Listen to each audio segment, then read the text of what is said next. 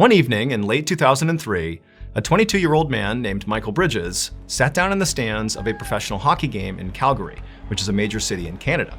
And as he sat there staring out at the rink, waiting for the players to file in, he thought to himself how amazing it was that he was here right now. He couldn't believe how lucky he was to be here. So Michael lived about 700 miles away in a city called Brandon, which is also in Canada. And for the last year, Michael's life had gone really badly. He was struggling financially and in between jobs. He had gone through a recent terrible breakup. A lot of his friends had sort of vanished from his life. And so for the most part, he was sort of sad and lonely all the time. But then he'd won a sweepstakes that he had only entered on a whim and gotten an all-expenses-paid trip to Calgary for this hockey game. And so it felt like finally something good was happening in his life. Michael was about to flag down a vendor and order himself a beer when this guy he didn't know, this stocky guy with a mustache, walked in and sat down right next to Michael. And before Michael could say anything, this guy looked at him with a big smile on his face and he said, "Man, I'm so excited to be here. I won this ticket in a sweepstakes." And Michael was like, "Dude, me too." And so right away, these total strangers just totally hit it off. And before long, they were chatting about their lives. And, Michael, who over the last year, most of his friends had sort of disappeared in his life, it was great to have a guy that just seemed to get him. And so the time flew by. And Brock must have felt the same way about Michael, because as the hockey game ended, Brock asked Michael if he wanted to, keep the party going and go together to a strip club right down the road. And Michael was like, "Yeah, let's do it." And so the two new friends left the hockey game together, they went to the strip club, and as soon as they got there, Michael began to notice something odd about Brock, or at least something he hadn't noticed before. And that was that even though Brock appeared to be very blue collar, sort of like Michael was, Brock appeared to have a lot of money. I mean, he was leaving these huge tips for all the bartenders, and he was paying for he and Michael's drinks round after round. Brock was paying for all of it. And then also, Brock had this huge wad of ones and bills that he was basically throwing at all the dancers. And Michael, who was caught off guard by this, gladly accepted Brock's generosity. I mean, at this point, given Michael's financial struggles, he could not have afforded even a normal night out, let alone a lavish one like this. And so as the two men stood at the bar towards the end of the night, Michael thanked Brock for making this such a fun night, and he said he really didn't want to leave and go back to his hometown of Brandon, 700 miles away, because he was having so much fun here with Brock. But when he said Brandon, Brock stopped and he's like, "Wait a minute, Brandon? I'm moving to Brandon for work." And when Michael heard this, he was ecstatic. I mean, he was thinking this was going to be a one-off thing, that he would likely never see Brock again, despite how cool this guy was. But now it seemed entirely possible that if they were living in the same town, they could be actual friends. And so Brock told Michael that, "Hey, if you help me find an apartment in your hometown once I move there, maybe I can repay the favor by helping you get some work."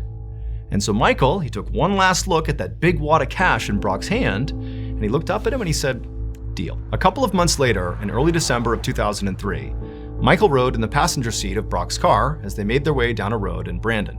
The two had just had lunch together, and Brock was driving Michael home, when suddenly Brock's phone rang. And when Brock answered it, Michael could tell right away, just from the tone of Brock's voice, that he was speaking to his boss. So ever since that hockey game, Michael and Brock had become friends. Brock had moved to Brandon, and Michael had helped him find an apartment, and in exchange, Brock had made good on his promise and had helped Michael find some work. In fact, he had gotten him a few odd jobs with the company that he, Brock, worked for. However, these jobs were not what Michael expected them to be, based on, his first impression of Brock. In reality, he felt like these jobs were kind of shady. Brock had asked Michael to start delivering these packages all over town, but he warned Michael to never look inside of any of these packages. Now, at first, obviously, Michael had been very unsure about taking Brock up on these jobs. I mean, it was pretty clear that whatever Brock was doing was, questionable or maybe even illegal, like what's going on with these packages. But, Michael thought back to that huge wad of cash that Brock had at the strip club in Calgary, and it just seemed like he was throwing money around, and Michael wanted money like that too. And so he thought, what's the harm? And so ultimately, Michael agreed to deliver one of these packages, and when nothing bad happened, he began delivering more. Now, Michael still had no idea what he was actually delivering. He had heeded the warning and was not looking inside these packages. Instead, he had sort of accepted the shadowy, mysterious stuff that Brock was doing was just sort of part of being friends with Brock and working for Brock. And so he had just gone along with it. And also, Michael genuinely needed the money. He really couldn't afford to just stop working. So as the two men continued down this road in Brandon, Michael just continued to sit quietly in the passenger seat while he listened to Brock speak to his boss. And at some point in this conversation, Brock looked very resigned and just said, "Okay, I'll take care of it right now." Then Brock abruptly hung up, and without saying anything to Michael, he just pulled a U-turn and began speeding in the opposite direction. And then a couple of minutes later, Brock pulled into this parking lot of the seedy hotel, and then before Michael could ask, like, "What are we doing here?" Brock turned to him and said, "You stay here." And then Brock got out of the car and he marched over to the door of this motel and began to knock. And Michael, he's in the car watching this, having no idea what's going on, and he sees the motel room door that Brock knocked on, it suddenly opened, and there was this woman who was inside the motel, and from Michael's perspective, it seemed like she was very startled to see Brock. And then she began trying to shut the door on Brock.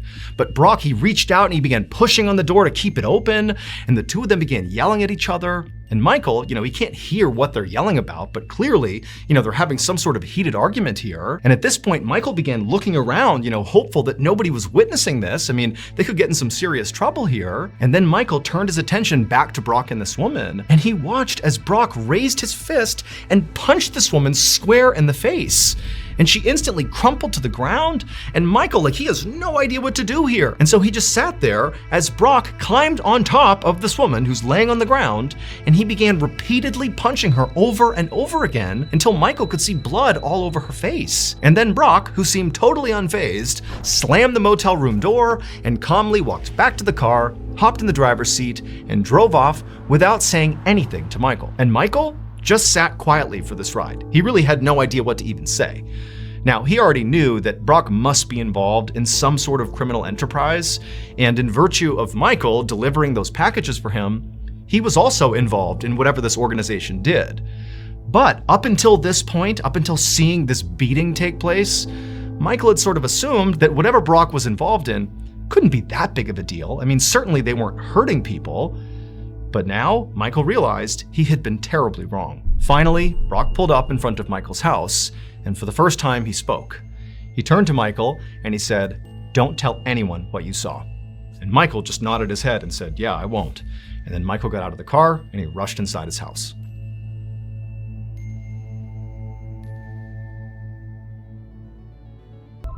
About a week later, Michael was at his home when his phone rang, and when he looked at the caller ID, he saw it was Brock. And at first, Michael couldn't help but feel like he didn't want to pick up the call, but he knew he would have to. Despite what had happened the previous week at the motel, Michael had not said anything to anyone. However, being loyal to Brock did not make him feel any better about it. In reality, Michael felt like at this point, he was in too deep with Brock, and he had no idea how to get out again, even though at this point he kind of wanted to. But for now, Michael had made the conscious decision to simply act like everything is the same, everything is normal, so he didn't raise any red flags with Brock. And so he ultimately picked up the phone. Brock didn't say hello or ask Michael how he was doing.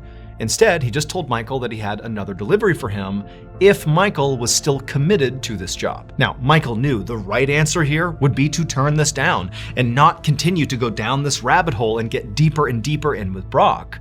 But at the same time, Michael was worried if he refused this job that he might be put in danger. Like, he saw what Brock was capable of. Is that going to happen to him if he turns this down? And then on top of that, Michael needed the money. And so after a tense silence, Michael told Brock that yes, I'm still committed and I will do this delivery. Brock said that was very good. And he also told Michael that he and the boss were very impressed with Michael's silence. And then Brock hung up. Now, Michael did appreciate the compliment, but at the same time, it really did not change his situation at all. I mean, he was still in way too deep here and didn't know what he was going to do. And so reluctantly, he grabbed his keys and headed out to his car to go pick up this next package. 2 months later, in early February of 2004, Michael and Brock sat inside of a diner in Brandon eating a meal together. Things at this point had basically gone back to normal. Michael was regularly delivering packages for Brock, and the two of them were meeting for meals like this fairly often, where Brock would always foot the bill. But today, as Michael sat there staring at Brock, he could tell something was different.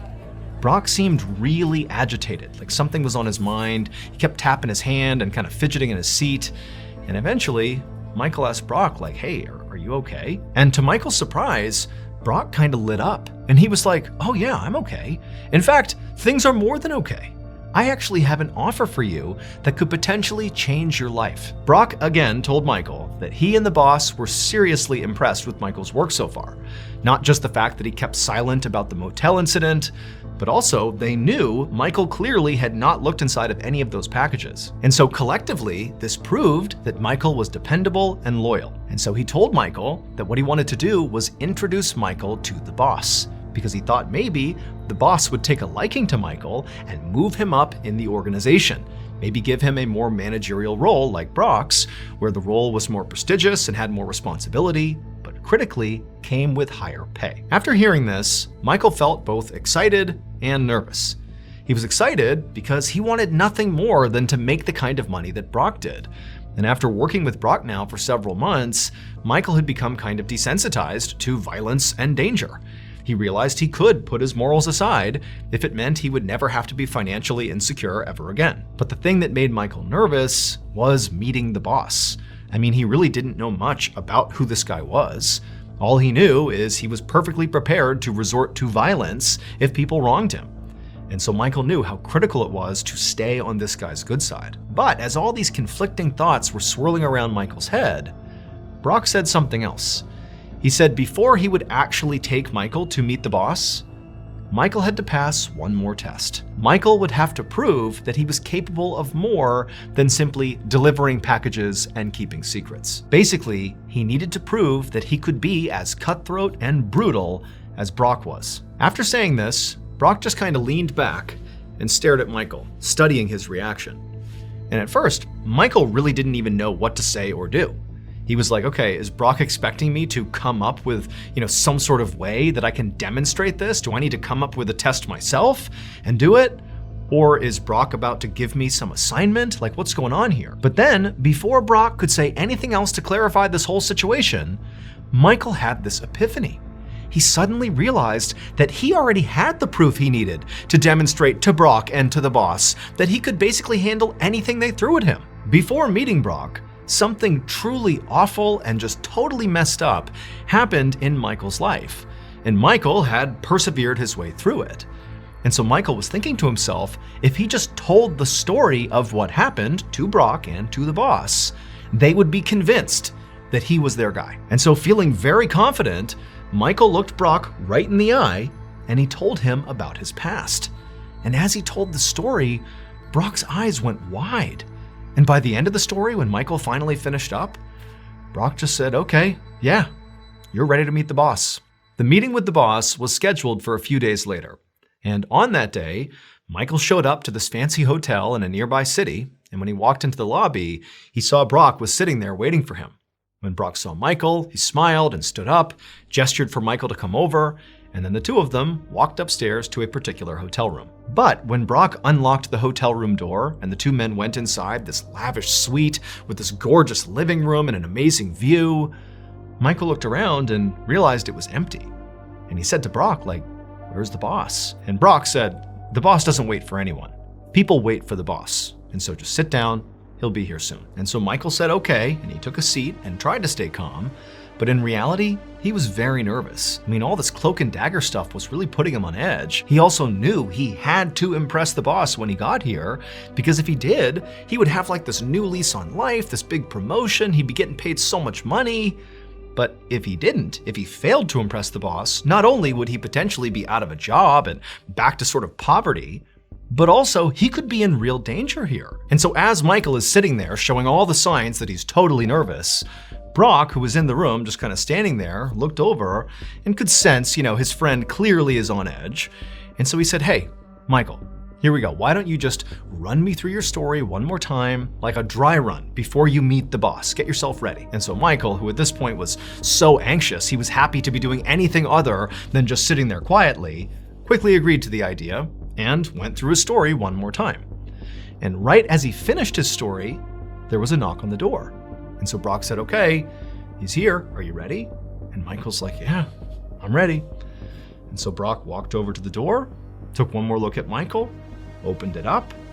And when Michael looked outside and saw who was out there, he knew immediately he had made a terrible mistake. It would turn out the last several months of Michael's life was one big lie. That sweepstakes that Michael had won that got him the tickets to the game in Calgary, that wasn't real. Somebody had set that up just so Michael could meet Brock. Those packages that Michael was delivering for Brock, they were not sensitive. It was just packages that contained flour, like cooking flour. And that woman that Michael watched Brock beat up at the motel, she was acting, and so was Brock. Nobody got hurt in that entire altercation, and the blood that Michael saw on her face, well, she had blood capsules hidden in her mouth that she popped to make it look like she actually got beat up. However, there was one thing that was absolutely true about the last few months of Michael's life, and that was that Brock really was involved in a secretive organization, and Brock really did want to bring Michael inside of it. It's just that the organization was not the criminal enterprise that Michael thought it was. Instead, it was the Royal Canadian Mounted Police. And Brock was an undercover officer running an elaborate sting designed entirely to get Michael to confess to his crimes, which he did while secret cameras inside of that hotel room recorded every single word he said. Michael's crime was murder. 2 years earlier, his girlfriend, Erin Chorney, had tried to break up with him, and he'd been so mad about it that he attacked her, wound up strangling her until she fell unconscious, and then he drowned her in the bathtub. And so this was the story he told Brock and intended to tell the boss to convince them that he was their guy, that he was tough and could do anything they wanted. He basically was telling them, hey guys, I'm literally a murderer. And so when they heard that knock on the door in the hotel room and Michael turned, expecting it to be the boss, well, instead, he saw a whole bunch of police officers coming into the hotel room to arrest him for that murder that he confessed to. Erin's body was ultimately recovered from the dump site where Michael had left her, and she was given a proper burial. As for Michael, he was convicted of her murder and sentenced to life in prison. Early on the morning of January 12, 1765, a 12-year-old boy named Jacques Portufis sat up suddenly in his bed, breathing hard. The room was pitch black that he was in, but he could feel he was sweating and his heart was racing, and he tried to shake his head to kind of wipe the nightmare he had just had from his mind, but he just couldn't do it. All he could think about was how in this nightmare, something had been chasing him, and he had been running for his life, and he was trying to get away, but whatever this thing was, this horrible beast that was following him, it just kept getting closer and closer and closer until it finally got him, and that's what woke him up. Jacques reached up and touched his face, and he realized he was crying, and he quickly wiped the tears away because he didn't want any of his brothers or sisters to see that he was crying. Jacques was the oldest of 8 kids in his family, and all of them slept in the same small room on straw-filled mattresses inside of their family's little cottage in the southern French province of Gévaudan. And so, Jacques, he's looking around the bedroom to make sure none of his siblings had woken up and seen him in this state, and he was relieved to see that they were all still fast asleep. Everybody made fun of Jacques for being a scaredy cat, for being a coward. And to Jacques, this really hurt his feelings because on some level, he knew it was kind of true. In fact, just a couple of months earlier, he had lost in a physical fight with a much younger boy, and afterwards, Jacques had cried, and the whole town had seen this happen, and so afterward, all the kids began calling Jacques the wet chicken, and even Jacques' brothers and sisters began joining in and calling him the wet chicken, and really making him feel totally ashamed. And it wasn't like the adults in this village were stepping up and protecting Jacques, because to them, Jacques was kind of like a liability. In this part of France, the winters were brutal. People died all the time in this village from the weather. And then the summers brought all these outbreaks of disease, which wiped out even more people in this village. And so by and large, where Jacques lived, it was kind of like the survival of the fittest. And many kids didn't live that long unless they were really hardy and tough, like their parents who had managed to survive for that long. But Jacques was just not like that. He was very gentle and peaceful, yet somehow he had survived. And Jacques really was not trying to become this kind of macho guy. Instead, he really wanted to be a priest like his uncle. But his uncle lived far away, and so it was tough to see his uncle all that often, to learn about, how to become a priest. But anytime Jacques did get a chance to actually see his uncle, he would have a chance to read all these books and study alongside his uncle. And so for a little while, it was like Jacques was transported away from the hardships of his village to the life that in many ways he wished he had. A quiet, peaceful, very studious life. But deep down, Jacques felt like there was no chance he would ever actually escape this little village where he effectively was an outcast. Even though the sun had not risen yet, Jacques just sat on his bed and couldn't fall asleep again after waking up from this nightmare. And so just sitting there in the dark and the quiet, Jacques began to think about what he had to do later that day when the sun did come up. And like usual, Jacques started to feel afraid. And so Jacques eventually just laid down with his eyes open, and he laid there until dawn when one of his younger brothers, named Jean, who was 8 years old, rolled over and pushed him and said, "Hey, wet chicken, it's time to get up. It's our day with the sheep. Let's go." Jacques scowled at his younger brother and shoved him back, but not that hard, because Jacques never really shoved anybody that hard, no matter what they did to him. And then both boys hopped out of their bed, they wolfed down some bread and cheese, and then headed out the door.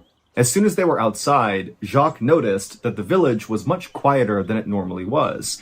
But then again, these days, villagers did not leave their homes unless they absolutely had to. And so Jacques and Jean made their way away from their cottage down the dirt road to the pen where their family kept all of their sheep, and the boys opened up the gate and then used their staffs to kind of corral the sheep out of the gate back onto the road. And as the sheep kind of bleated and baaed and bumped into each other, the boys worked hard to kind of organize them on the road. And then once the sheep understood which direction they were going, towards the forest, a very familiar walk for the sheep, they kind of fell into line and just began walking very casually, like they knew exactly where to go. And once the sheep had fallen into this kind of routine rhythm, Jacques and Jean fell in behind them and just walked quietly after them. And as the boys walked, they both constantly kept looking left and right and ahead of the sheep and behind them, constantly scanning for danger, because they knew something was out here.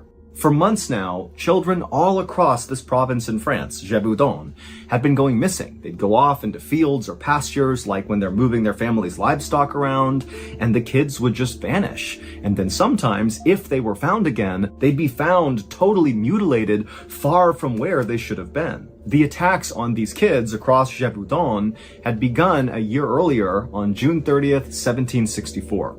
On that day, a 14-year-old girl, who actually was the older sister of one of Jacques' friends, had disappeared and then been found again later that day, partially eaten in a field near her home after she had not come home with the family's cattle. Now, of course, this was very tragic, but to this point, there had not been any other attacks, so there was no pattern here, and so the assumption was she must have been attacked by a wolf, which did happen, and often two children, because kids at this time in France were often in charge of tending to their family's grazing animals, the way Jacques and Jean were going out with their sheep. You know, these kids were small, they couldn't really defend themselves, and if a wolf set onto them, there was very little they could do. But 5 weeks after this 14-year-old girl was found dead and mutilated in the field, 2 more teenagers were also found mutilated and dead in a field. And really, this was only the beginning. As summer turned to fall that year, more and more kids went missing and then turned up dead in fields, partially mutilated. And the more these attacks happened across southern France,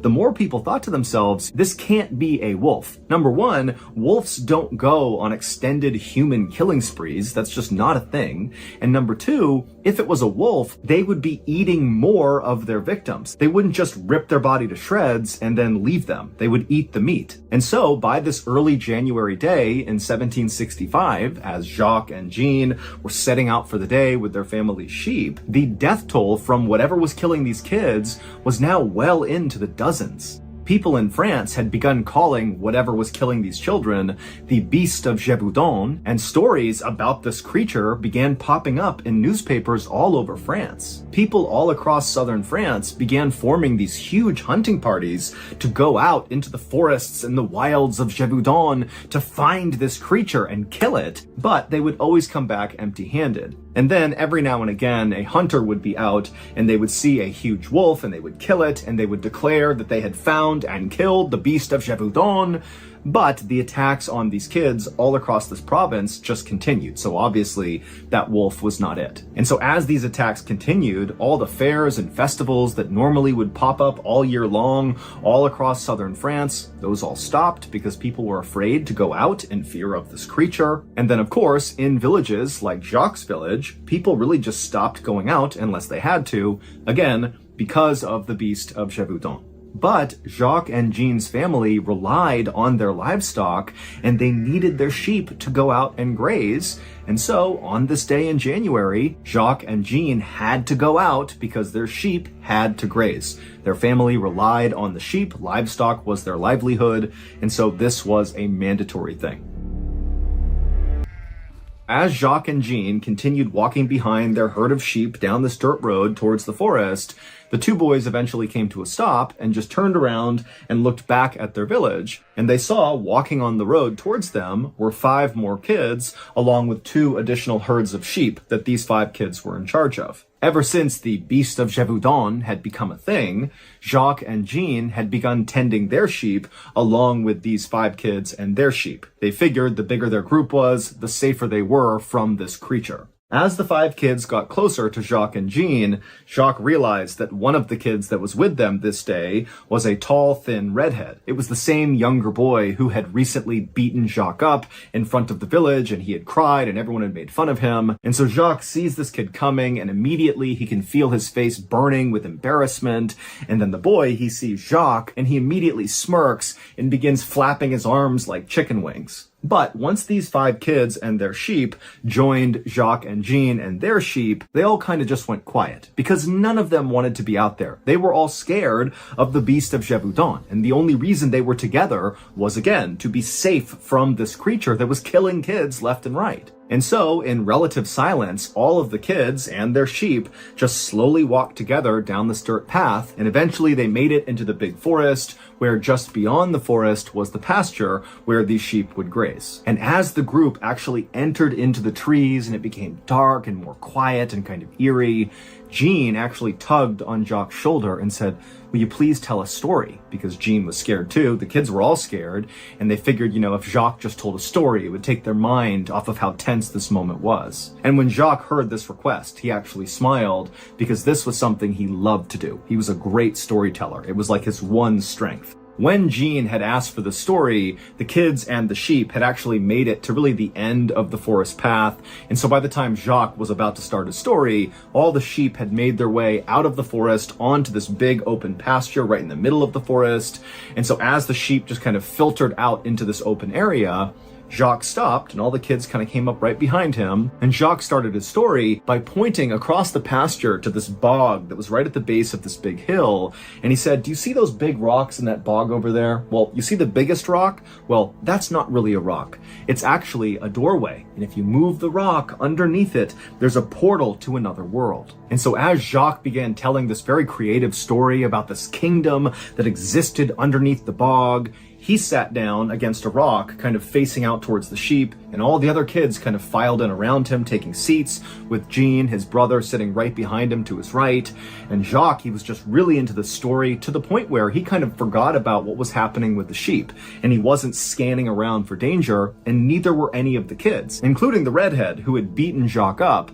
He wanted to act like he wasn't into his story, but in reality, he totally was, and he was just as interested in what was going on with the magical kingdom below this rock. And finally, when Jacques got to the end of his story, where this evil giant that had been tormenting the kingdom under the bog had been tricked by an orphan to try to go through this magical portal into their world, and the giant had gotten stuck in the doorway because he was so big, and he never tormented the kingdom again, and they lived happily ever after. When Jacques got to that point in the story and all the kids are totally locked in and not paying attention to anything else, 2 things happened in rapid succession. The first was, even though Jacques is telling the story and focusing on that, in the back of his mind, he registers hearing the sound of twigs breaking somewhere right behind him, almost like the sound of someone or something moving along the forest floor. And the second thing that happened was the red-headed kid who had beaten up Jacques, without saying a word, just stood up and began sprinting towards the pasture. And for a moment, Jacques thought this kid, who was kind of like a bully, was doing this on purpose, to be rude to Jacques, to kind of run away at the climax of the story like he didn't care about it. But then Jacques realized that he smelled something terrible behind him. But when Jacques turned around to see what was making this smell, he saw that his brother, Jean, who had been sitting right behind him to his right, was now gone, and where he had been sitting was just his staff laying on the ground. And for a second, Jacques just couldn't process what his eyes were seeing. He didn't understand how his brother could have gotten away from him without him noticing. But before Jacques could do anything, all the kids around him that were still there began screaming and pointing up towards this hill that was right behind them. And so Jacques turned around, and to his horror, he saw there was this huge 12-foot tall creature that was covered in fur. It looked like an oversized wolf, but it was standing on two legs, and its bones seemed like they were too big for its own skin, and it made it seem very angular and jagged. And as it kind of loped grotesquely up the hillside, Jacques realized it was carrying in its front arm Jean, who was screaming and kicking but could not get away from this creature. Jacques understood that this was the beast of Gévaudan, and it was going to go kill his brother. And immediately Jacques is thinking, you gotta run away, get to safety, get out of here. And all the kids around him, that's what they did. They took off running towards the pasture. They didn't care about Jean, they only cared about themselves. And so Jacques, he knows he needs to get away, save himself, but his legs just will not move. He is rooted to the spot because something inside of him told him he has to save his brother. It doesn't matter if everyone thinks he's a coward. That's his brother. He needs to do something. And so Jacques, he turns to the kids who are running away from him, and he screams at them to stop, come back. And the kids were so surprised to hear this strong, authoritative voice coming out of the wet chicken that they did stop and turned around to see what he wanted. And he said, get over here. I have a plan. And so the kids, with the exception of the redhead who had run off by himself, they came back to Jacques, and Jacques began telling them his plan to save Jean. And the kids, again, were so taken with how Jacques was really owning this moment and being a leader that they all said, okay, let's do this. And so after this very quick planning meeting, all the kids turned and began running up the hillside towards the beast of Gévaudan, with Jacques in the front with his staff out. And the kids gained on the beast really quickly, and the creature clearly noticed and kept turning around and kept looking at these kids getting closer and closer, but the beast did not seem interested in any of them. It just wanted Jean. And in fact, it moved Jean from its arm up into its mouth, and then the creature began kind of using the trees to pull itself faster and faster away from the kids. But Jacques, he just kept going faster and faster and pushing himself to get closer and closer. And as he did, it motivated the other kids to follow along and push it and gain on this creature. And finally, they got close enough to this beast that Jacques yelled out to the kids, now! And they all fanned out around it and began smashing this beast with their staffs they used to shepherd their livestock. Now, none of their blows to this creature were doing any real damage, and the creature did not really seem fazed that the kids were now attacking it, but they were kind of able, with their strikes to this creature, to direct it and get it to kind of turn in the direction that Jacques had told them to make the creature go. And so the kids continued to beat and poke and corral this creature, and every time they'd hit it, the beast would kind of flail out with one of its arms, but it never really did anything because, again, it's really focused, obviously, on taking Jean. But eventually, Jacques' plan worked. He had corralled the creature to the top of the hillside, right over where that bog was, where those rocks in the middle were part of the story that Jacques had told about how there was this portal to another world. And once this creature was positioned where Jacques wanted it, he again yelled to the kids to do the next phase of their plan. And all the kids kind of fanned out to the top of the hill, and with their staffs, they beat and poked this creature down the hill into the bog. And as they did this, Jacques kept looking to see if Jean was alive, because earlier he had been screaming and kicking, but now there was blood all over his brother, and he was limp in the creature's mouth, and he wasn't making any sound. But Jacques didn't care. He wanted to get his brother back, dead or alive. And so finally, Jacques stepped forward from the group, and he wound up and he smashed the beast as hard as he could, hard enough that the beast actually kind of stumbled forward into the actual marshy bog. And what Jacques knew about this bog and why he had come up with that particular story about there being a gateway to another world is weeks earlier, he had actually accidentally stepped into this bog and saw it was really deep. And he had been lucky enough that he had grabbed a rock and kind of pulled himself out, because if he hadn't, The bog kind of functioned like quicksand. You could get stuck in the bog and never get out again. And this is what happened to the beast of Gévaudan. It went feet first into the one spot of the bog that Jacques had had all the kids corral it to, that was the deepest and most dangerous part.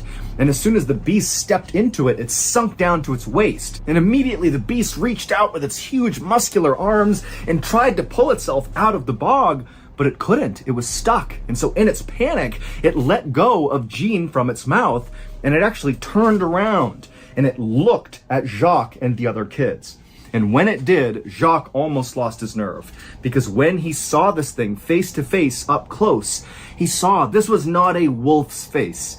This was almost like a human face. Its eyes were making distinct eye contact with Jacques, and it was furious. It was like the beast understood that Jacques had just trapped it. He had tricked the beast into walking into this bog, and it wanted to kill Jacques. And for a moment, Jacques was totally entranced by this creature's eyes. It just struck him that this looks human. It looks intelligent. What is this thing? And while Jacques was kind of in this daze, the creature reached forward and slashed his stomach wide open, and Jacques fell backwards on the ground, but luckily he was far enough away from the beast that he couldn't be pulled back in. And in this kind of frantic moment, one of the other kids saw an opportunity and ran forward, grabbed Jean, who was laying on the surface of the bog, and he pulled him away from the beast. And the beast whipped around. He tried to grab Jean, but he couldn't. And so all of a sudden, all these kids were safely away from the beast of Gévaudan, who was totally trapped. And so at this point, the other kids who were not hurt, they scooped up Jacques and they scooped up Jean, and they began running away from the bog across the pasture back towards the village,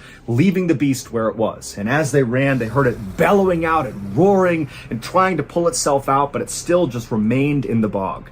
And finally, as they got back to that dirt path that led back to the village, they saw there was a group of armed villagers running towards them, because it would turn out the redhead who had ran off, he had told the village, and they were coming out to help the kids. And so as the armed villagers met with the kids, they told them where the beast was, stuck in that bog, and the villagers took off to go kill the beast. And then the kids, along with Jacques and Jean, they went into the village. They were put into a home and put on beds, by which point the village doctor had come over and began treating both of them. Jean was alive, but just barely. He had lost a lot of blood, and the beast had grabbed onto his scalp and really crushed his skull, but he would ultimately survive. As for Jacques, it was a very painful wound that he had sustained on his stomach, but none of his internal organs had been damaged, and so he would also survive as well. As for the armed villagers, even though they very quickly got out to that bog where the beast was, when they got there, the beast was gone. And the beast of Gévaudan would continue to kill people for another 2 years, until June 19th, 1767,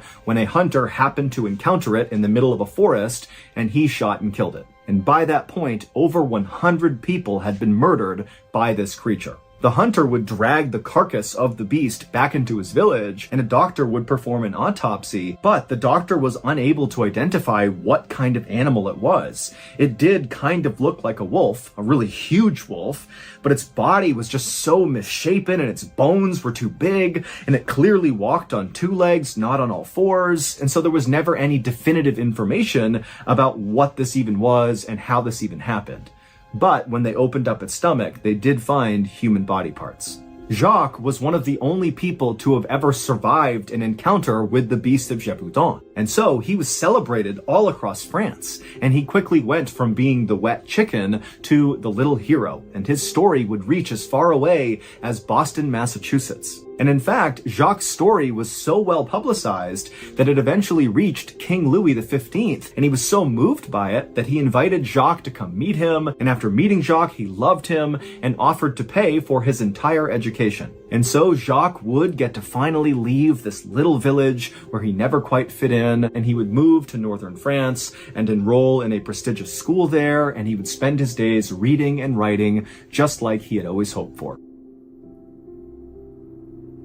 A young mother tidied up her family's living room in Pingyang Township, which is a small rural community made up of several villages in southern China. And she was almost done when she heard her 3-year-old twin daughters start to cry. And this really caught her off guard, because even though these kids were only 3 years old and 3-year-olds cry, well, her daughters basically never cried. They were like silent all the time. The girls' names were Shi Tsai and Shi Hongwu.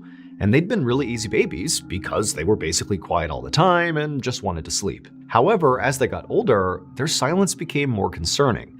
All they really wanted to do was just lay around and sleep and do nothing. Even at 3 years old, they hadn't even said their first words yet. So when this mom heard these girls crying, she rushed down the hall to see what was going on. One, just obviously to make sure her kids were okay, but two, just out of curiosity. This is so uncharacteristic to be making any noise at all. And so the mom, she burst into the nursery and she saw her girls in their crib and they were sobbing hysterically, totally upset. And the mother rushed over and she scooped them up and asked, what's going on? Are you okay? But of course the girls didn't say anything because they didn't speak. They just continued to cry. But the mom, she kind of assessed her kids and couldn't see any injuries. They didn't seem sick. They were just upset about something, but she had no idea what it was. And so the mom just stood there comforting her girls until they calmed down, and then she put them back into the crib and they both went to sleep. And that was it. A couple of days later, and the twin girls were back to their normal routine, being totally silent and sleeping for most of the day.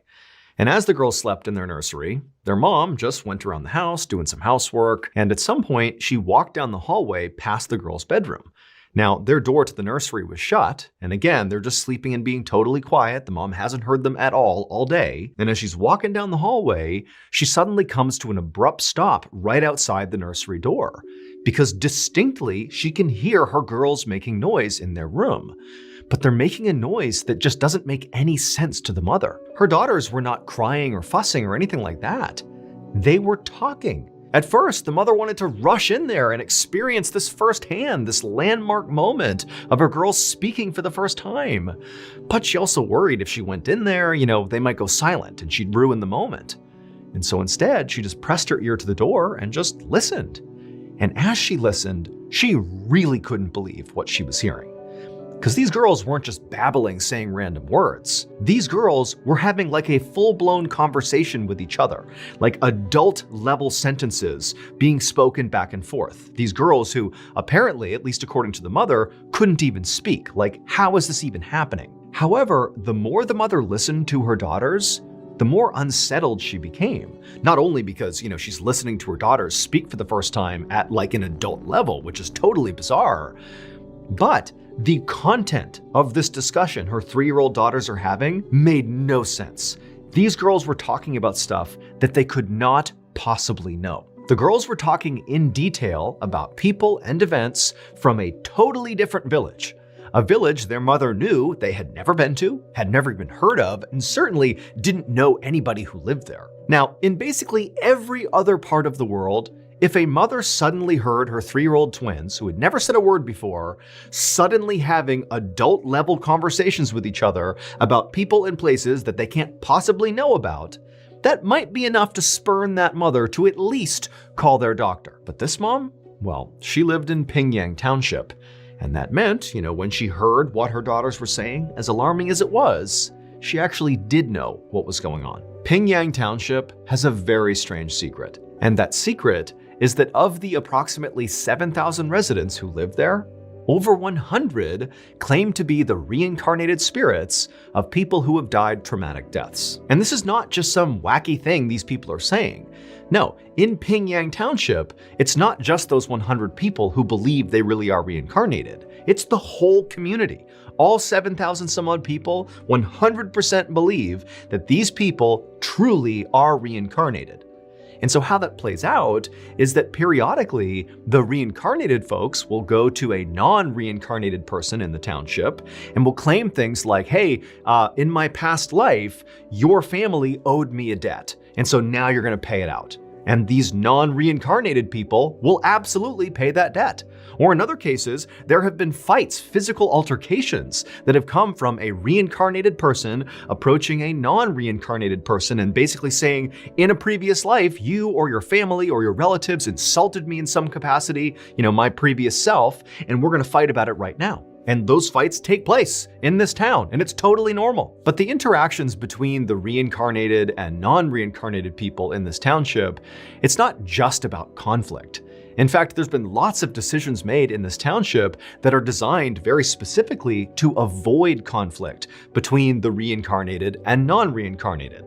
For example, there was a little boy who claimed to be the reincarnated spirit of a pig who was butchered in town, and the butcher, who this boy said butchered him when he was a pig, well, the butcher, to make sure he was not offending this boy or potentially other people who were, the reincarnated spirits of other animals he had slaughtered, the butcher shut down his business just to be like, I don't want to offend you all. I'll find something else to do with my life. And so when this mother heard the sound of her twin girls who had never spoke before, suddenly having this detailed conversation about people and events from this other village, as jarring and shocking as that was for her, because she lives in Pyongyang, she instantly understood that the only way my girls could have that information and be able to have this conversation is if they are reincarnated spirits.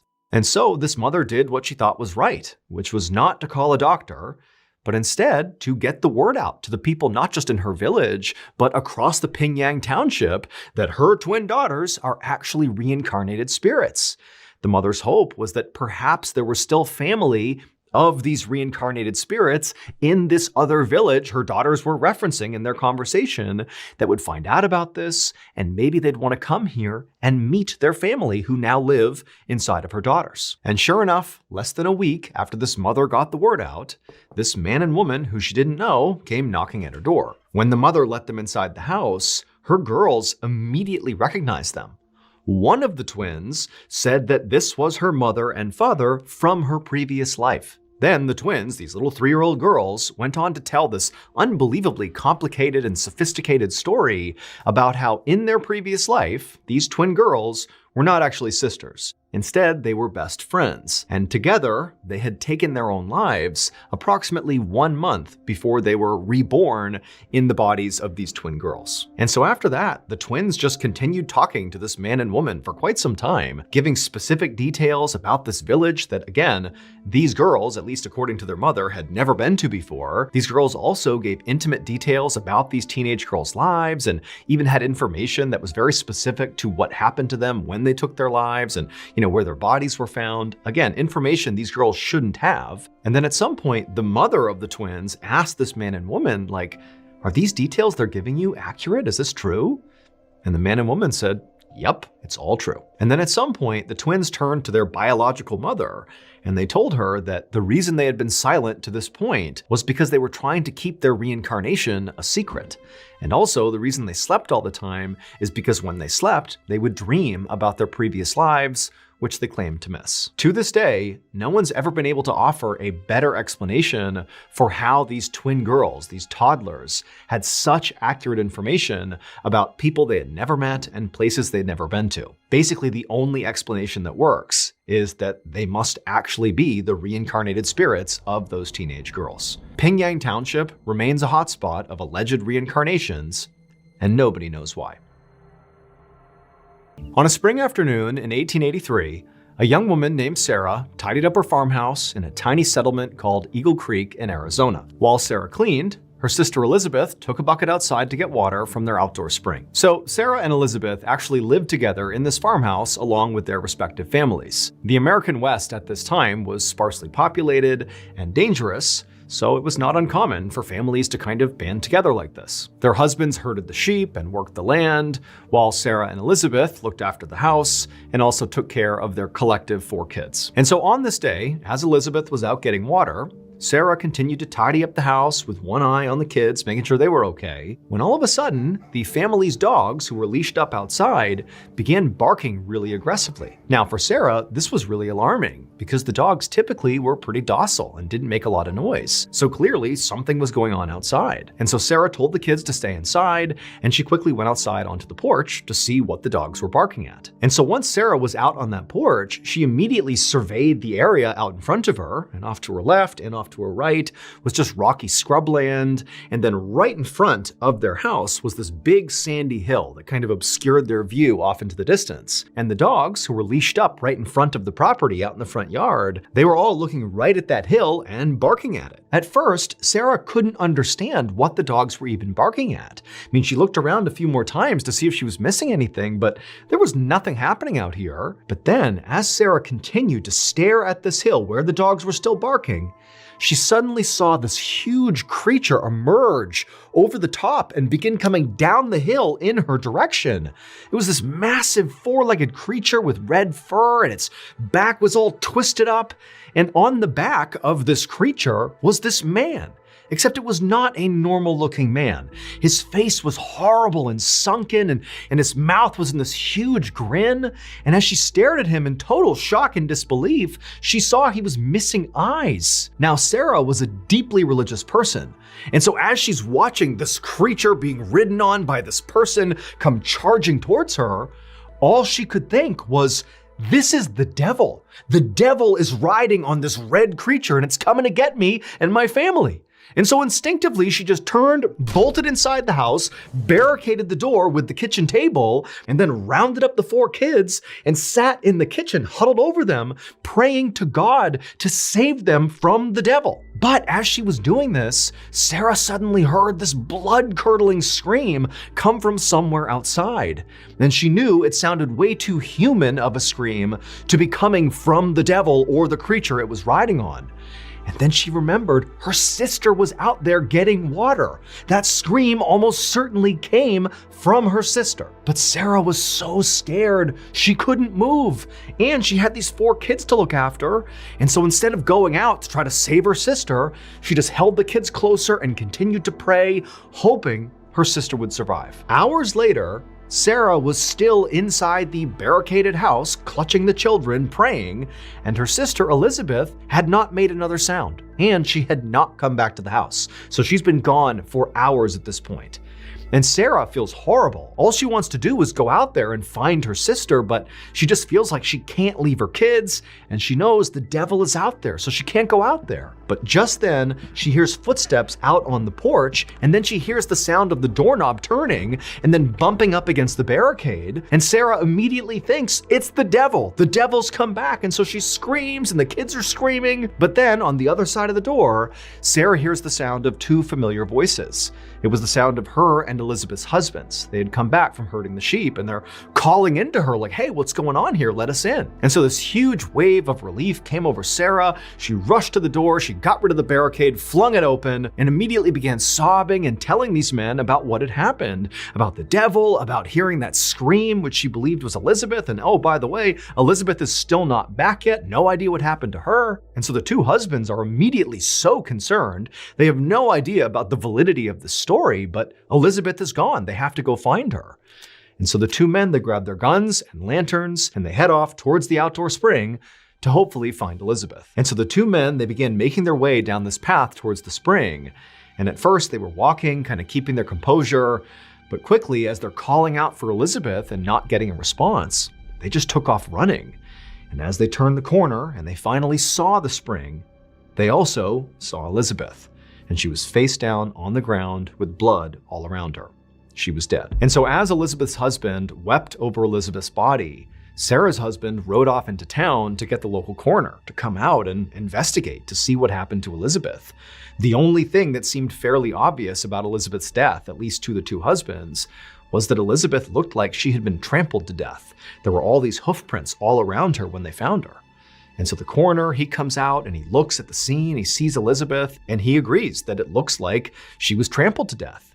However, when he examined the hoof prints that were all over the place, they were way too big to be a horse's hoof print. And so the coroner literally said, I can't say she died by being trampled by a horse. This was not a horse. And so the coroner wound up speaking to Sarah, who would tell him all about, how the devil came over the hill on this big 4-legged creature that was all red. And she heard the scream, which must have been Elizabeth. And so the devil has trampled her sister to death. That's what happened. Now, the coroner agreed with Sarah that very likely her sister had been trampled to death by something gigantic. However, he didn't believe the actual details of Sarah's story. He did not believe that the devil killed Elizabeth. And so ultimately, because the coroner just couldn't be sure what actually happened to her, he wound up listing Elizabeth's cause of death as just unknown. But the coroner's doubts did not stop the story of the devil from spreading. Before long, basically everybody on the Arizona frontier had heard about the devil and the strange creature he rode, to the point where they were given a nickname. Together, they were called the Red Ghost. Still, most people who heard this story didn't really believe it actually happened. They figured it was kind of a joke or maybe an exaggeration, just sort of lore passed around town. But over the next few years following Elizabeth's death, sightings of the so-called red ghost became much more frequent and more strange. Many campers claim to have seen the red ghost trotting through the Arizona wilderness. In fact, some of these people claim that in the middle of the night, the red ghost would appear and trample on their tents. One cowboy claimed he got close enough to the red ghost that he was able to actually lasso its neck. However, the red ghost, in turn, took off so quickly and so powerfully that the cowboy got dragged and had to let go. And so stories like these, run-ins with the red ghost out in the wild, persisted for years, until about a decade after Elizabeth's death, this farmer in eastern Arizona happened to look out his window, and there, standing in his turnip patch, was the so-called red ghost. And this farmer had heard all the stories about the red ghost, and he had already made up his mind about what he would do if he ever ran into the red ghost, and that would be to shoot it. And so what did he do? He grabbed his rifle, he leaned out the window, and he fired. And the red ghost crumpled to the ground right in the middle of the turnip patch. Once the creature was down, the farmer rushed outside and ran up to the carcass to finally see what the heck the red ghost was, what was causing all these stories to spread over so many years. And when he got out there and actually looked down at the red ghost, he knew immediately that all the stories about this creature had been wrong. It would turn out the red ghost was not the devil riding some supernatural monster. Instead, the red ghost was a combination of two very mortal beings. The first of these two beings was a creature that, if you saw it today, you would know what it was. But for folks in Arizona in the late 1800s, they would have no way of knowing what this creature was. They had never seen it before. It had red fur, a long neck, and a humped back. It was a camel. It had been brought to the United States from the Mediterranean to help haul supplies through the western frontier, and it had escaped captivity. But this camel alone was not responsible for scaring the people of Arizona. What terrified the people of Arizona and created the legend of the red ghost was the rider of the camel. When Sarah saw the rider on the camel, at first she thought it was a person.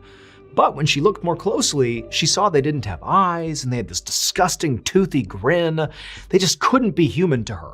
And so she had decided this must be the devil. But it would turn out her first instinct was right. This was a person. There was a person on the back of that camel. The devil on the back of the camel was a man's decomposing corpse. And because he was a decomposing corpse, his flesh and eyes had rotted from his face, making it look like he had no eyes and gave him this huge toothy grin because there was no flesh there. Now, we don't know who this man was or how exactly he died. All we know is at some point he was riding this camel escaped, he died and somehow didn't fall off, and his dead body remained in an upright seated position on this camel. And then this camel just roamed around Arizona for years with this corpse on its back, giving the impression that it was the devil riding on a monster. Today, the red ghost remains a local legend in Arizona. In fact, there's even a permanent statue of the camel in a small Arizona town called Quartzsite. On the afternoon of December 6, 1997, a man named Yuri Trush drew his rifle and crept silently through a remote forest in eastern Russia as he and his team of 3 other armed men and his dog followed this trail of pink snow. All of the men and the dog were on very high alert because they knew someone or something was out in these woods watching them. After walking for a while, Yuri and his crew spotted a small cabin up ahead in this clearing. This cabin, they knew, belonged to a guy named Vladimir Markov, who was a hunter who had gone missing recently, and that was actually why Yuri and this crew were out here. They were searching for Vladimir. But as Yuri and his crew got closer to this cabin, Yuri couldn't help but feel really terrified. Yuri was a 47-year-old big-time weightlifter and ex-military guy who was also a seasoned hunter. I mean, this is a tough, strong guy. But as he walked up on Vladimir's cabin, it was super obvious that something horrible and violent had happened here. All around the scene was pieces of broken furniture. There was a ceramic sink that was shattered outside and the pieces were everywhere. There was a bunch of beehive boxes that had been badly damaged. There was the shed that clearly had been ripped to pieces. And also all over the area outside of this cabin was blood. And this pink trail of snow, this blood trail they were following, led right up to the front door of this cabin, where there was also a big streak of blood on the front door. Now, even though Yuri was scared to go any further, he knew he was in charge, and he had to go and look inside that cabin to see if maybe Vladimir was there. And so Yuri walked into the bloody clearing. He made his way up to the front door of the cabin, and with his crew right behind him on the porch, he used his rifle and pushed the door inward. Now, at first, Yuri didn't see anything inside the cabin because his eyes hadn't adjusted and there were no windows, so no light was coming into the cabin. But after a second of Yuri kind of standing in the doorway with his rifle to make sure there was no threat inside the cabin, his eyes adjusted and he realized Vladimir was not in there, and in fact, the cabin looked abandoned. So Yuri stepped inside and he looked around, and immediately he noticed all the walls inside this cabin were covered in these deep gouges and scratches. And then he looked on the ground and he found more wrecked furniture and lots more blood. But in a weird way, this actually gave Yuri some hope that maybe Vladimir was alive. He might be badly hurt, but if he's not here, he must be somewhere. And so Yuri turned around and he walked out of the cabin, and right as he stepped onto the snow with his men and his dog right behind him, 3 things happened practically all at once. The first thing was Yuri's dog began whining uncontrollably and running in circles. And number 2, there were all these crows in the trees nearby that just all at once suddenly flew into the sky and disappeared. And the third thing was this unbelievably loud growling sound that seemed to be coming from somewhere really far away and also somewhere really close. It was like the forest itself was growling. 5 days earlier, on December 1st, the soon-to-be missing hunter, Vladimir Markov, decided to give up on another unsuccessful hunt, and he slung his rifle over his shoulders and he lit a cigarette under his big bushy mustache, and he and his 3 dogs turned around and began the slow walk back to their small cabin in the middle of the woods. Vladimir was really frustrated because he'd been staying in this cabin in the woods, away from his wife, away from his family, to try to hunt some game and bring some meat back, but so far he hadn't caught anything. But as Yuri and his 3 dogs kind of rounded a corner in this forest, he spotted something up ahead that was like an answer to his prayers. He saw there was a dead boar just lying out in the middle of the forest, and it was in this big pool of blood, and there was still steam coming off of the body, which meant this was a fresh kill. And so Vladimir raised his rifle in case whatever had killed this animal was nearby, but when he didn't see anything, he just went with his dogs over to the carcass and he pulled out a hatchet and he cut off 2 big haunches of meat from this boar. Now, Vladimir knew it was totally in bad form to steal another potential hunter's kill, although he didn't know if a hunter had killed this boar or if another animal had killed this boar, but he still felt bad about what he was doing. However, Vladimir was desperate. He didn't have any meat, and here it was, so he took the opportunity. After Vladimir had wrapped up this meat and put it in his bag, he and his 3 dogs jogged the last few miles back to the cabin, and when they got there, it was basically pitch black outside. Now, Vladimir was not scared of the forest at night, but he knew there were predators out here at night, so he needed to act quickly.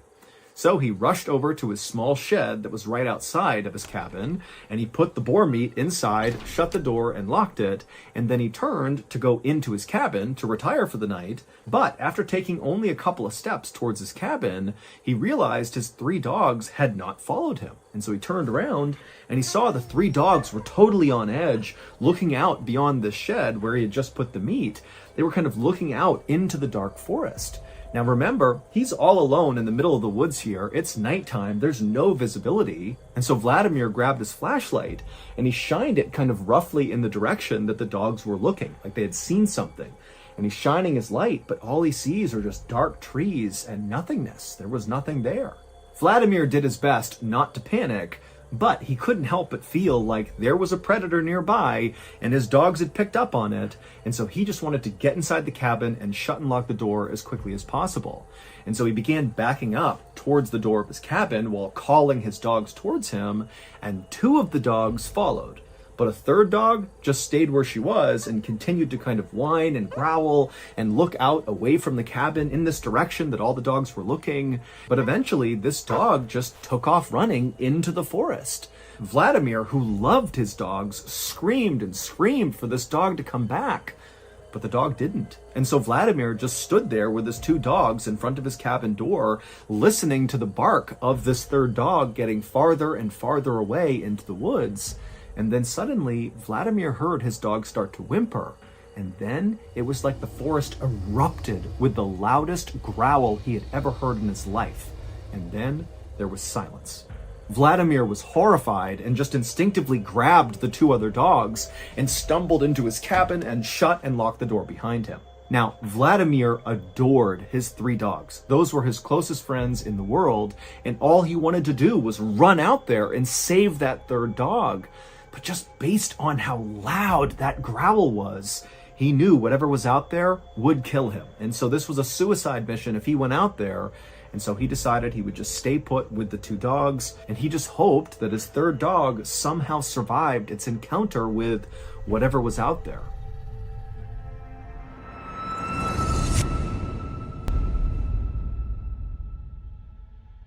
After sitting in his cabin for only a couple of minutes, kind of consoling his two other dogs, Vladimir heard more activity outside of his cabin. He heard what sounded like wood splintering and breaking. Now, there were no windows in Vladimir's cabin. However, he had drilled a couple of holes, very small holes, in each of the walls of the cabin so he could look out and use them as hunting blinds. And so Vladimir ran to the hole that looked out the front of his cabin towards where his shed was and where this wood breaking sound was coming from. And when he looked out through this hole, remember, it's the middle of the night, there's no lights outside, so he couldn't really see anything. But even in the darkness, when he looked kind of roughly in the direction of the shed where the boar meat was, he could clearly see this huge shadowy creature moving around really violently, like its body was jerking in different directions. And it was obvious to Vlad that whatever this creature was, it was ripping his shed to pieces, breaking all the wood apart, probably to get in and get the boar meat. And that's when it dawned on Vladimir that whatever this creature was, it very likely was the creature that killed the boar that he stole, and now this creature was back to reclaim its meat. And so as Vladimir realized that, he just hoped that whatever this creature was, once it had its boar meat back, that it would just leave and not come after him. However, after this creature had totally decimated the shed, and so by default had clearly reached the boar meat inside, the creature didn't leave. It just sat down and stared in the direction of Vladimir and the cabin. And for several hours, Vladimir just continued to stare out this hunting blind hole at this shadow creature that was not moving. And after a while, Vladimir got tired. The creature wasn't moving. It's the middle of the night. He'd been really busy all day. And so at some point, Vladimir and his two dogs kind of dozed off. And when they woke up a couple hours later, when it was still dark outside, Vladimir looked out the hole again, and he saw the creature was actually now gone. For a second, Vladimir was relieved. He's thinking, great, this thing's gone, I'm safe now. But just to make sure, he wanted to go to the other holes he had drilled in the walls of his cabin to look out in all four directions and make sure this creature really was gone. So he stood up and he walked over to one side, he looked out that hole, and all he saw was dark forest, nothing there. He walked to the other side of the cabin to another one of these holes, he looked out it, and again, just dark forest, no creature. Then he goes to the back of his cabin and looks out that hole, and this time, again, he does see just dark forest, but then suddenly something slammed into the wall that he's looking through, and then just as suddenly as this huge collision has happened, as Vladimir is kind of still looking out the hole, this massive yellow eye suddenly lowers down and looks right back through the hole right at Vladimir. It was the shadowy creature that had broken into the shed, and it had never left. And this creature, after quickly looking at Vladimir through the hole, it backed up a little bit, exposing its entire face to Vladimir. And Vladimir, who's so scared he can't move, he's just looking out the hole the whole time, he sees this enormous face with all this fur that's covered in blood. It's got these enormous teeth and its mouth is open and it's staring right at him like it wants to jump on him and kill him. And then this creature winds up and swipes at the hole and literally rips a bunch of wood off the side of the cabin. And reflexively, Vladimir just grabs his rifle, raises it, and fires a shot through the hole at this creature. And the creature whimpers, turns around, and runs off. Vladimir would stay up the rest of the night, anxiously looking through each of the holes around his cabin, just anticipating this horrible thing to come right back and try to attack him again. But eventually the sun came up and the creature did not come back, and so Vladimir was thinking, okay, now I'm safe. I can go outside and kind of figure out what's happened here and figure out my next move. And so Vladimir grabbed his dogs, he went to his door, he opened it up, he stepped outside and looked around, he didn't see anything. As a precaution, he fired his rifle into the air to scare off any animals that could be nearby. And when clearly, the creature wasn't here, there's nothing here, he's all alone, he stepped down onto the snow and he noticed these huge prints in the snow, which had to be from this shadowy creature that had tried to attack him. But now that it was daylight, Vladimir can look at these prints up close, and he knew what kind of creature this was. This was a Siberian tiger, and this was an enormous Siberian tiger. But that was not the most terrifying part of this discovery. Instead, it was what Vladimir saw these prints doing.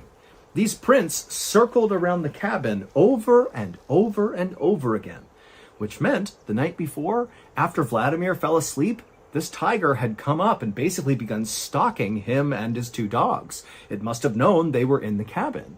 And then at some point, maybe the tiger saw Vladimir's eye inside of that little hole he was looking through, and the tiger tried to pounce. But Vladimir's thinking to himself, something's wrong with this Siberian tiger. While Siberian tigers are certainly dangerous to people, they are not known for actively hunting people. That's not something they do. But based on these prints, and just generally based on what Vladimir saw the night before, it seemed very likely that this Siberian tiger was actively stalking Vladimir. But even though Vladimir was totally terrified by this point, the only thought really going through his mind at this point was going out and trying to find his missing third dog. He knew the chances of his dog still being alive were slim, but he had to go look. However, he knew he would need backup in case he ran into this Siberian tiger. So Vladimir put his two dogs on leashes, and then with them in hand, he began running towards his neighbor's house. It would take Vladimir and his dogs about 1 hour to run the 4 miles to his neighbor's cabin, and when he got there, he knocked, and his neighbor, whose name was Ivan, he opened the door, and Vladimir practically ran Ivan over, just trying to get inside of his cabin to safety. And then once Vladimir was inside and Ivan had shut the door and he's looking at Vladimir, and then Vladimir just kind of vomited out all the stuff that had happened over the past 12 to 24 hours. And at the end of telling Ivan the story, Vladimir asked him, "Would you please come with me to go find my dog?" And Ivan, he just stared at Vladimir and eventually just said, "No." And then, after a long, awkward silence, Ivan kind of backed up from Vladimir, like he didn't want to be near him. And then Ivan told Vladimir that Vladimir had been marked by the tiger, and now the only hope he had was getting as far as humanly possible away from this tiger, because that tiger is never going to stop, and it's going to eventually track you down and kill you. Vladimir felt totally let down, but he couldn't force Ivan to go with him, and so he said, "Okay, I understand." And then Vladimir left Ivan's cabin, he went back outside, and the instant he was back on the snow, one of his two dogs suddenly acted like they had heard something or seen something, and they took off running. Vladimir didn't have a chance to grab the dog's leash, and so he's watching as yet again one of his dogs is disappearing into the forest. Now, Vladimir did not chase after this second dog because he knew there was this Siberian tiger out there and he couldn't risk, running into it by himself. And so again, it totally pained him to watch his beloved dog vanish into danger, but he really couldn't do anything about it right then. And so instead, Vladimir spent the rest of this day going cabin to cabin all over this area, asking all his neighbors, please come with him to help him track down his dogs. But each of the people he spoke to just said no for the same reasons Ivan did. They said, "Vlad, you have been marked by the tiger. I'm not going out there with you." And so finally, as darkness began to fall, Vladimir and his one remaining dog just gave up trying to get help, and they turned around and began walking back towards their cabin. It was nearly pitch black by the time Vladimir and his dog arrived at the cabin, and when they got there, even though he could barely see anything, Vladimir knew something was terribly wrong. Vladimir's outdoor sink, which sat right outside of his cabin, was broken to pieces, like something had smashed it. And then also all of his beekeeping boxes had been broken apart, and there were obvious teeth marks all over it. Now, these two things had not happened when he had left that morning to try to go get help, which meant very likely the Siberian tiger had come back and done this damage, and very likely was still in the area. And so all Vladimir is thinking is, I have to get in my cabin as fast as possible and shut and lock that door. And so Vladimir grabbed his last dog, and very carefully he maneuvered his way through all the wreckage. He went up to his front door, and as he's about to open it up, he hears whimpering, and it sounds like one of his dogs who's gone missing, and the whimpering is coming from inside of his cabin. And so without any hesitation, Vladimir flung the door the rest of the way open, and he looked inside, and he couldn't see anything at first, but then he noticed there was this kind of pile of broken up furniture from the day before, and the whimpering appeared to be coming from underneath it. And so Vladimir rushed over and he began moving the furniture out of the way, and sure enough, underneath it, he finds one of his missing dogs who's been very badly hurt, but who is still alive and who is whimpering. And so Vladimir, he's so happy that one of his dogs is okay, and he grabs his dog. But unfortunately for Vladimir, this was a trap. Now, we don't know this for sure, but the leading theory is this Siberian tiger actually set this trap on purpose to catch Vladimir. It's believed that this tiger wounded the dog so the dog would begin to whimper, luring Vladimir out, at which point the tiger could pounce. 4 days later, that armed search party led by Yuri arrived at Vladimir's cabin. They found it destroyed with blood everywhere. They went inside, there was nothing there. They came back outside, and that's when Yuri's dog began running in circles, and the crows flew into the air, and they heard that deafening roar like the whole forest was roaring. Well, that was the sound of the Siberian tiger. Luckily, though, Yuri was not just some rugged outdoorsman. He was actually a member of something called the Inspection Tiger Unit, which basically is like a SWAT team that responds to tiger attacks. And so when Yuri heard this unbelievable roar, he just started walking straight towards it. But with every step Yuri and his team took into the forest, the roars coming from this tiger faded farther and farther away from them. But at the same time, Yuri began to notice on the ground little scraps of clothing. And so Yuri and his team, instead of trying to follow this roar, they just began following these bits of clothing. And these scraps eventually led them to a big clearing in the forest, and in this clearing were these two big red circles in the snow. And so Yuri and his men carefully approached these circles, and when they realized what was in them, they just stood there in silence. In the center of the left circle was a heap of Vladimir's clothing, and then underneath them were just bits and pieces of Vladimir, like he was ripped apart into different pieces and kind of piled up in this circle. And in the other circle, the right circle, was Vladimir's head, and it had been completely skinned. And after seeing this, Yuri and many other people have come to the conclusion that this Siberian tiger attacked Vladimir just for revenge. That this tiger felt like, Vladimir was encroaching on its territory, it stole its boar kill, and then also Vladimir had shot the tiger, wounding it, which only incited the tiger more. And so finally the tiger laid a trap and caught Vladimir and ripped him to pieces and then displayed him for the search party to find.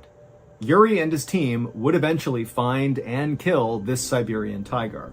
But by this point, the tiger had actually managed to kill at least one other hunter, and very much in the same way it killed Vladimir, by luring this hunter into a trap, and then pouncing and killing, and ripping the hunter to pieces, and then displaying them, basically warning other hunters not to come in here. And while the death of this tiger certainly made Yuri and other people living in this area feel more safe, at the same time, Yuri has been told by other locals that unfortunately now, because of his brush with this tiger, he has been marked by the tiger, just like Vladimir. And so, according to legend, at some point, unless Yuri goes far, far away, he's going to be tracked down and killed by a tiger.